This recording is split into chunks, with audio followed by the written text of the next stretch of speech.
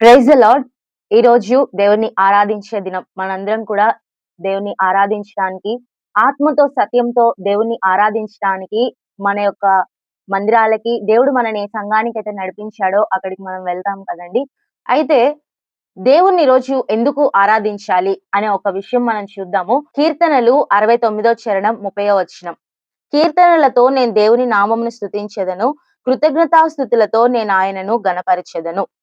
కీర్తనకారుడు అంటున్నాడు, కృతజ్ఞతాస్తుతులతో నేను దేవుణ్ణి గణపరుస్తాను. I will glorify him, I will honour him with praise and thanksgiving. ఆయన నేను కృతజ్ఞతాస్తుతులతో దేవుని నేను గణపరుస్తాను. మనం ఎప్పుడు కృతజ్ఞతాస్తుతులు చెల్లిస్తాము?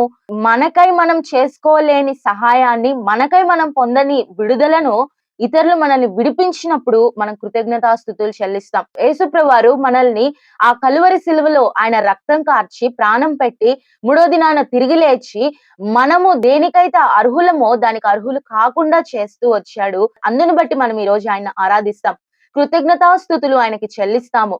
దావీదు భక్తుడు అంటున్నాడు, కృతజ్ఞతాస్తుతులతో నేను ఆయన్ని గణపరుస్తాను. ఎందుకు మనం దేవుణ్ణి గణపరచాలి? ఒక విషయం మనం చూద్దాము. మలాకి 1వ అధ్యాయం 6వ వచనం. కుమారుడు తన తండ్రిని గణపరచును గదా, దాసుడు తన యజమానుని గణపరచును గదా.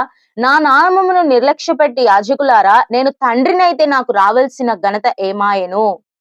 దేవుడు ఇక్కడ ఏమంటున్నాడంటే, నేను తండ్రిని. ఇక్కడ రాసింది మనం అర్థం చేసుకుంటే, నేను తండ్రిని కాబట్టి నన్ను గణపరచాలి. నిజమే, దేవుడు మనకి తండ్రి. ఆయన తండ్రి కాబట్టి హిస్ ద ఫాదర్. ఆయన మనకి తండ్రి కాబట్టి మనం ఆయన్ని ఆరాధించాలి. ఎందుకు తండ్రిని మనం ఎందుకు ఆరాధించాలి? ఆయన పరసంబంధమైన తండ్రి మన జీవితంలో గొప్ప కార్యములు మన జీవితంలో జరిగిస్తూ వచ్చాడు. తండ్రి లక్షణాలు ఏంటి? కొన్ని విషయాలు చూద్దాము. వివరణ మనం చూడలేం, కానీ కొన్ని పాయింట్స్ నేను చెప్తాను. కీర్తనలు 103వ చరణం 3వ వచనంలో మనం చూస్తే, హీఈస్ ఎ ఫర్గివింగ్ ఫాదర్. ఆయన క్షమించే తండ్రి. మన పాపముల్ని ఆయన క్షమించాడు, మన దోషములను క్షమించాడు, మన అపరాధములను క్షమించాడు, మనకి రావాల్సిన శిక్షను ఆయన భరిస్తూ వచ్చాడు. మొదటిగా హీఈస్ ఎ ఫర్గివింగ్ ఫాదర్. కీర్తనలో 32వ చరణం 8వ వచనంలో హీఈస్ అడ్వైజింగ్ ఫాదర్. ఆయన మార్గము చూపే ఆయన మనకు ఉపదేశము చేసే తండ్రి. ఆయన మనకు ఉపదేశం చేస్తాడు. మన జీవితంలో ఎలా నడవాలో, ఏం చేయాలో ఆయన మనకు ఉపదేశం చేస్తాడు. మూడోదిగా విలాప వాక్యములు 3వ అధ్యాయం 23వ వచనంలో is a trust worthy father. ఆయన నమ్మకము కలిగిన తండ్రి. నువ్వు ఎంతైనా నమ్మదగిన వాడవు, ఆయన ఎంతైనా నమ్మదగిన వాడు. ఆయన మనల్ని విడిచిపెట్టడు. తండ్రి అయినా విడిచిపెడతాడేమో, తల్లి అయినా మర్చిపోతుందేమో, కానీ నేను నిన్ను మరువను. ముదిమి వచ్చే వరకు ఆయన మనల్ని ఎత్తుకునేవాడు. కాబట్టి ఆయన నమ్మకత్వాన్ని మన జీవితంలో ప్రతి దినము రుజువుపరుచుకుంటూ వస్తున్నాడు.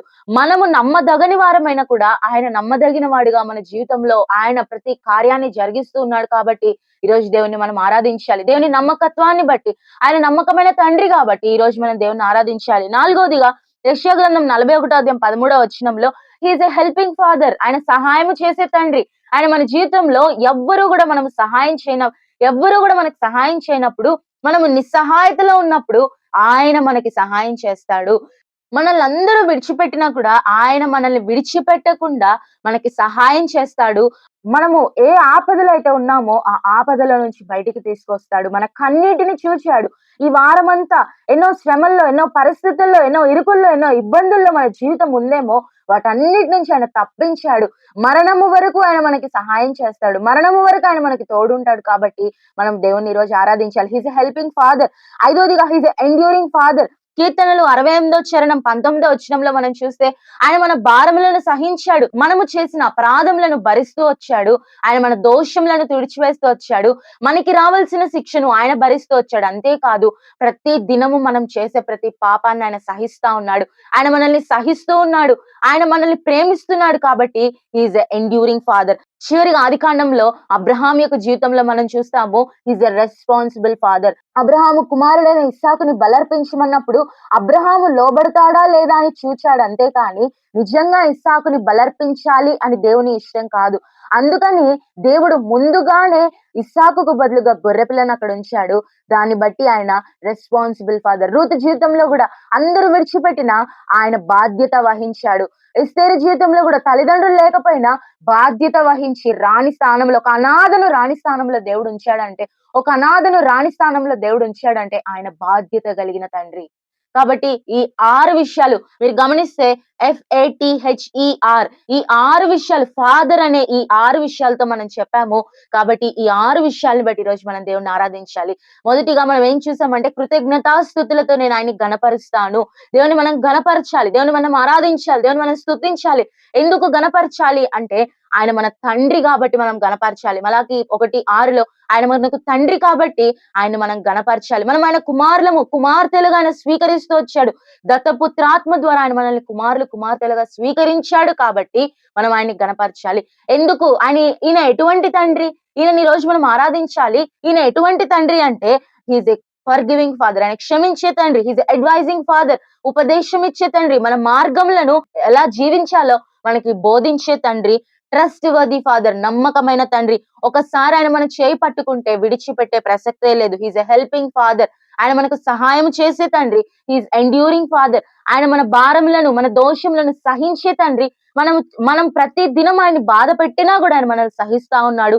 చివరిగా హీస్ ఎ రెస్పాన్సిబుల్ ఫాదర్. ఆయన మన బాధ్యత వహిస్తున్నాడు. బాధ్యత లేక ఎవరు నన్ను పట్టించుకోవట్లేదని బాధపడుతూ ఉంటే ఈ తండ్రిని నువ్వు కలిగి ఉన్నందుకు ఈరోజు మనం ఆరాధించాలి. ఒకప్పుడు మనకి సహాయం చేసే వాళ్ళు లేరు. ఒకప్పుడు మనల్ని పట్టించుకునే వాళ్ళు లేరు.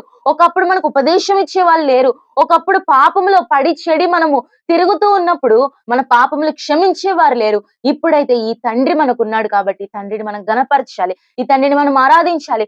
వ్యక్తిగతంగా నీ దేవుడు నీకు ఏమై ఉన్నాడో ఈరోజు మనం దేవుని ఆరాధించాలి. కాబట్టి ఈ విషయాల్ని బట్టి ఈరోజు మనం దేవుని ఆరాధిద్దాము. కీర్తనాకారుడు అన్నట్లుగా కృతజ్ఞతాస్తుతులతో ఆయనని మనము గణపరచుదాం. ఆయన మన కొరకు చేసిన బలియాగాన్ని బట్టి, ఆయన కలువరి శిలువలో మన కొరకు మరణించిన మన కొరకు మరణించిన ఆ విధానాన్ని బట్టి దేవుణ్ణి ఈ రోజు మనము ఆరాధించాలి. కాబట్టి కృతజ్ఞతాస్తుతులతో ఈ రోజు మనం దేవుని గణపరచుదాము. ఆయన ఆరాధిద్దాం. ఆయన స్తుతిద్దాము. ఆయన కొరకు మనము జీవిద్దాం. Praise the lord.